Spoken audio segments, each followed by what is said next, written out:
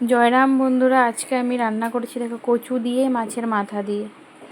মাথাগুলোকে আগে ভেজে রেখেছি, এই যে তেলে পাঁচফোড়ন দিয়ে দিলাম। এখন সব কচুগুলো দিয়ে দেবো একসাথে।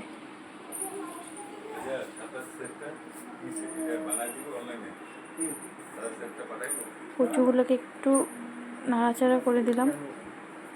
এখন সব মশলাগুলো দিয়ে দেবো। মশলাতে দিয়েছি শুধু জিরে, কাঁচা লঙ্কা আর একটুখানি পেঁয়াজ দিয়েছি, যেহেতু মাছের মাথা দেব।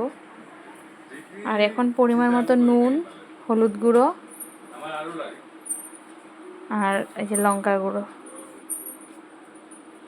দিয়ে দিলাম।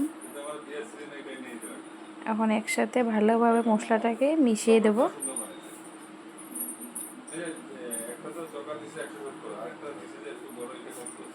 ভালোভাবে এখন মিশিয়ে দিলাম। এখন একটু কষাতে হবে যাতে কচুগুলো সব সিদ্ধ হয়ে যায় ভালো মতন। এই দেখো কচুটা পুরো গলে গেছে দেখো। এখন মাথাগুলো দিয়ে দিলাম।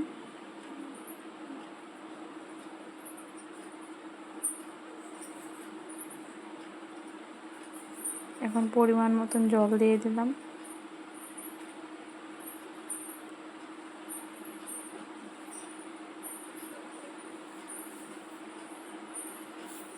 এখন এই যে ধনেপাতা দিয়ে দিলাম। হয়ে গেছে আমার কচুর তরকারিটা, এখন নামিয়ে নেব।